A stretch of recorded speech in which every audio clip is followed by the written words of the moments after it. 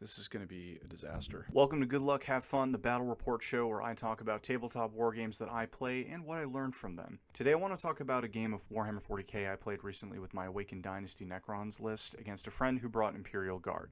This is gonna f***ing murder my hand. I have a new microphone coming in the mail. They're not really supposed to be handled like this. You hear a bunch of weird noises. I'm so sorry. Look how I'm grabbing this.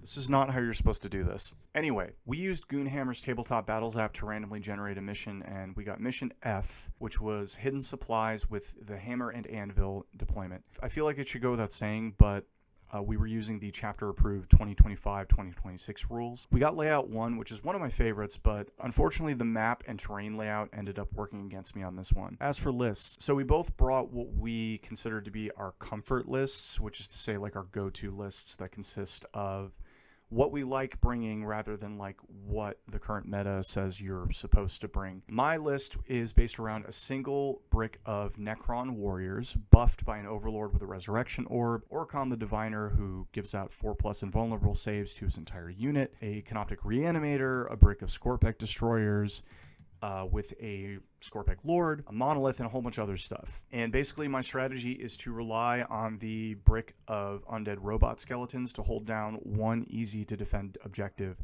by just constantly reanimating its otherwise easy to kill skeleton robots, which are made a little bit tougher by Oracon's 4+ invulnerable save, and sometimes Illuminor Xeris' aura, which reduces incoming AP by 1 and increases outgoing AP by 1 for anybody 3 inches away from him. And that aura gets bigger by 3 inches every time he kills something in melee combat, which is neat. The Monolith's job is to kill tanks and other high-value targets while supporting infantry with its teleportation shenanigans, as well as holding down objectives with its OC8 Toughness 13 self. The Scorpec brick are going to have Veil of Darkness so that they can rapid ingress directly where my opponents don't want them to be. I picked Awakened Dynasty as my detachment because it's well-rounded and I like the stratagems because they can make my unkillable space horrors even more unkillable, and it has some nice damage mobility buffs. It's the evolution of the Index detachment, so it's a little bit basic, but I think it slaps, and I like using it. My opponent's list was built around tanks, so he had 2 Rogaldorns, a couple of Leman Russes, and a Vanquisher. That's his anti-tank guy. He'll come up later. Some bricks of infantry, some Bullgrins, and some smaller tanks like Hellhounds and Chimeras. My opponent picked Combined Arms, which is like the Index detachment for Imperial Guard for 10th edition, and it lets his tanks auto-wound on 6s when shooting large monsters or vehicles,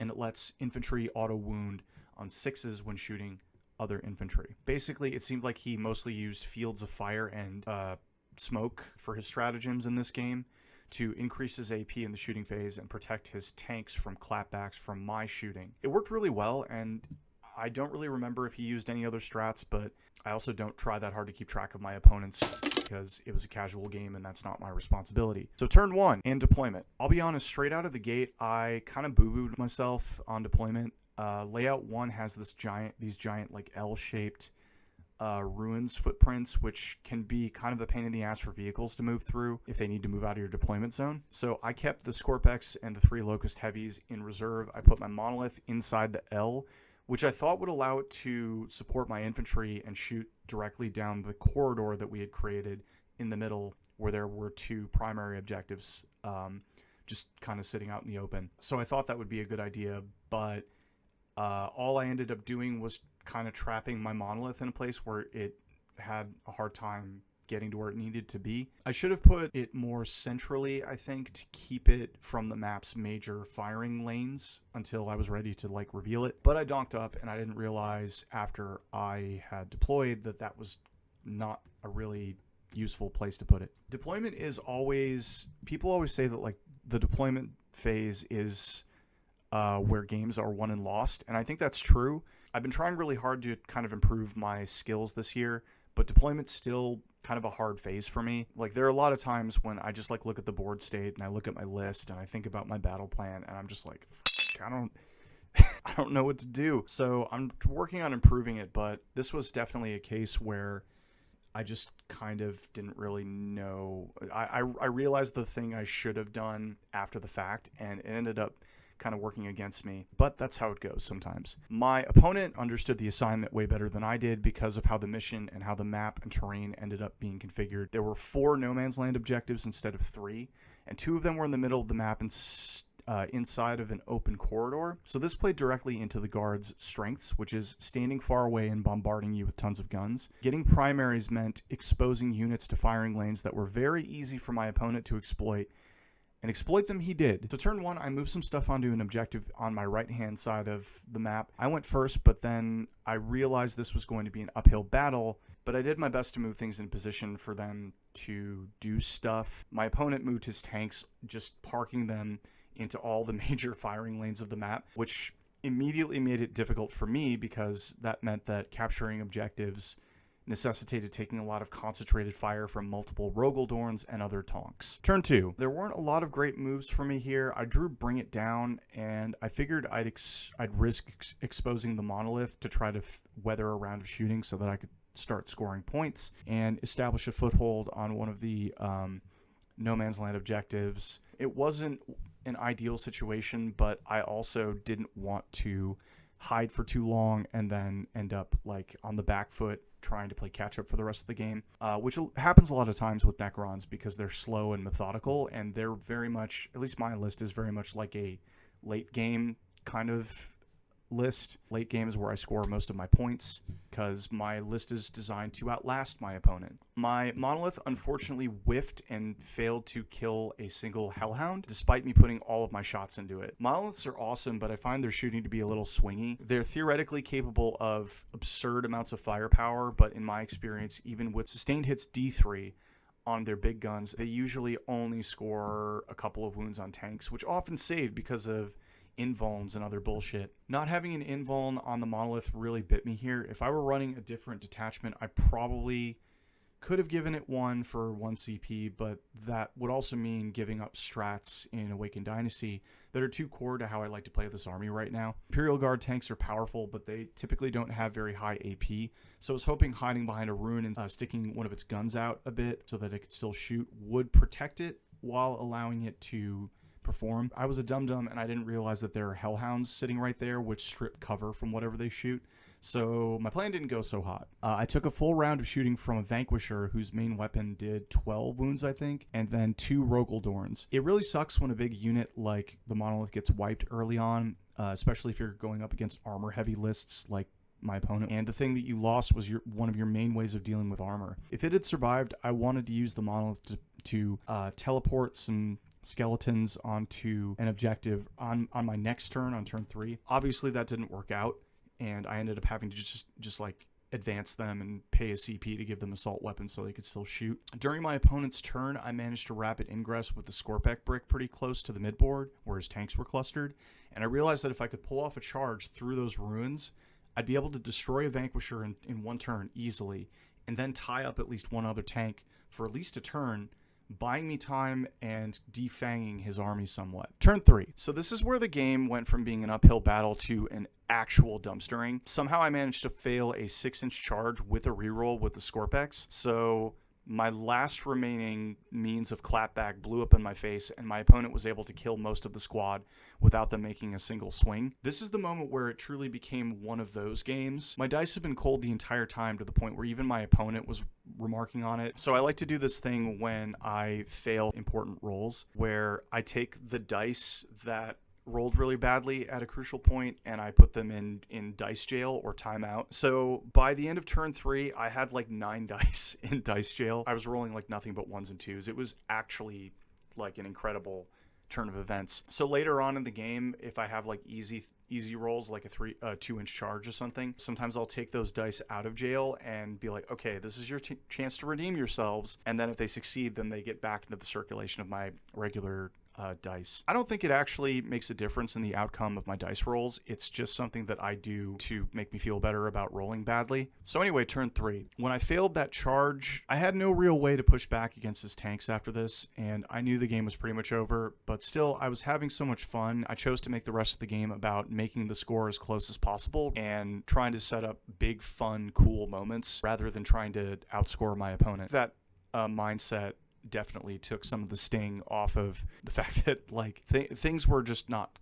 really in my favor. The warrior brick was on an objective, and Xeris was holding down another objective, so I was scoring okay in primaries still. But since my opponent killed basically half of my army at this point, and most of my anti-tank was gone, I had failed to take out literally any of his armor units, so I knew it was just a matter of time before he ground me down. Turn 4. Although the Scorpex were dead, the Scorpec Lord was very much alive. He took a full Overwatch round from a Rogaldorn and survived somehow, so he was able to get into a position to charge and just be a problem for that particular Dorn for the rest of the game. My Triarch Stalker finally did something, and boy did he ever. He did like 9 wounds to the Rogaldorn that my Scorpec Lord was also taking chunks out of with a Melta attack before the Scorpec Lord made his charge. So yeah, that was pretty huge because normally he has to wound. It's like a strength 9 weapon, so he had to roll a 5 to wound, and he did, and I had specifically moved him into Melta range, so that was a big hit. I wish I had done that much damage earlier to that Dorn, but I mean, you know, it is what it is. That was still a really cool moment of like retribution against his Dorn for killing all my spooky boys, my spooky metal boys. The Scorp Lord did a lot of damage on the charge and took the Dorn down to a handful of wounds, but did not kill it. I mean, he was still in combat, and he was, I think, bracketed by the end of the game. So like he was basically out of the game. Like he couldn't do a lot of work with shooting. My Triarch Stalker managed to survive on 1 wound. At some point, I don't remember when, the Scorpec Lord died and came back to cause more trouble for my opponent because I paid a CP for the stratagem that can bring characters back once per game. Infantry characters. So not Catans. Don't use it on Catans. Scorpec Lords are super good in Awakened Dynasty because even if their squads die, they tend to stick around and be a problem for your opponent. I didn't do it this game, but you can also give them a 4-up Feel No Pain, which is really funny considering they have like 7 wounds, they're toughness 7, they have a 4-up invuln, and they regenerate wounds. I will always take a squad of these guys in 10th because they are the best. My opponent was being really sympathetic about the bad luck I was having, but he was a fun hang, so as badly as the game was going for me, it was still a blast. It felt cathartic to watch him try to shift the Skeleton Brick and Xeris on the other side of the map over and over again, only for me to just keep bringing guys back forever so that they could basically just slap their metal asses at the guard and taunt them for not being undead. Turn 4, I managed to kind of swing back a bit, killing a bunch of Kasrkin, a Hellhound, and a Sentinel. It wasn't enough to like shift the tide of the game, but it felt really good. I was having so much fun, I didn't realize the game was almost over until halfway through turn 5. Speaking of, so turn 5 is when the inevitable happened. My opponent finally took the objective Xeris had been holding on all game and killed him with, you guessed it, fuckloads of ordnance fire. Doing this let him also max his secondaries for turn 5 easily, and because he went second, he scored at the end of the game, so he also scored more on primaries. The Oricon Brick was alive, but it was very much decimated. It probably wouldn't have lasted another round of shooting. The Triarch Stalker was still alive, and some Ophidians wiped out the last of his Kasrkin squad over on the other side of the map, where the Scorpec was kicking was just like giving the Rogaldorn a f***ing swirly. My backfield screeners were pretty much untouched, but they were also half of what I had left. So at the end of the game, I think with paint score, I scored 49 points. So my opponent ended up, I don't remember exactly what his score was, but it was not close. He ended up winning by like more than 30 points, which to be fair, he deserved it. He played a really good game. His list was really tough. It played into the map well, it played into my list well, and I made some really bad mistakes as well as having some bad dice rolls that just kind of made this one an uphill battle. So takeaways. I really need to get better at deployment, like I mentioned before, but to be honest, I'm not sure how other than to practice at some point. I've been reading a lot of articles, listening to podcasts, watching videos this year, trying to kind of improve my fundamental skills. But yeah, at this point, I think I just need more reps in to make quicker and better decisions in deployment about where to put my stuff. The monolith not being where it needed to be made me kind of panic a little bit on turn 1 because I realized like it was kind of out of position and stuck. There were other places I could have put it. We were using hammer and anvil, so I could have put it on the other side of the map to support that area, but I wanted it close to my Scorpex, or to my my warriors, and honestly, that was probably the wrong move. I did take some time to think about it before I deployed, so it's not like I was just himboing it, but there are a lot of times when I look at the board state and I literally just don't know what the right move is. I most likely need to start deploying the monolith centrally because I'm not deep striking it, so deploying it centrally will give it the chance to get to where it needs to go, but that can also make it kind of hard to hide. And it's a big target, so that's just another part of the puzzle. Had I deployed it more centrally, I could have rapid ingress the Scorpex, just like I did on turn 3, peeked the Monolith out a little bit later, shot some to weaken his armor, and then charged the Scorpex and tied everything up, mitigating his shooting.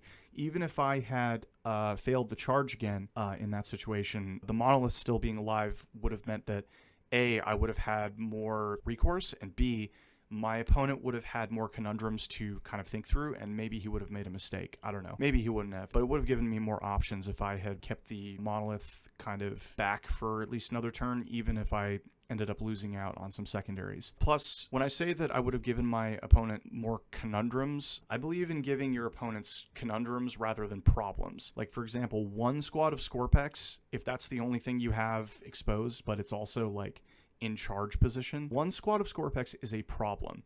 A squad of Scorpex, a warrior brick, a Monolith, and maybe some Ophidians or Locust Heavy Destroyers or some other kind of threat all at the same time means that your opponent has to focus down one or two of them. They can't focus down all of them, so they have to make difficult decisions. That's a big part of 40k. I think that is maybe one of the most important skills, is like target priority, but making that harder on your opponent is also an important skill that I'm trying to learn and get better at. So like if I had held the Monolith back until the turn where I tried to charge with the Scorpex, it still would have been in my backfield. It could have been shot by a couple of things, but it wouldn't have been shot by everything. So like he would have had to kind of bring his tanks around to shoot my Scorpex, but that would have exposed them to the Monolith. So like in that situation, my opponent has to choose between going after the Monolith, which is a tough target, or going after the Scorpex, which are potentially a more dangerous target. So that's something that I will kind of take into next game, is that like staging in this game is really important, and it's okay if you don't reveal all your stuff on turn 3, especially if you're like a slower, more methodical army like the Necrons. A lot of people call this the go turn, which is where you expose your stuff and you start making big moves to take objectives and kill your opponent's high value or like objective holding units. Another takeaway from this game, I think I might need another anvil unit like the Scorpex bricks, so I definitely need some more anti-tank. The problem is I don't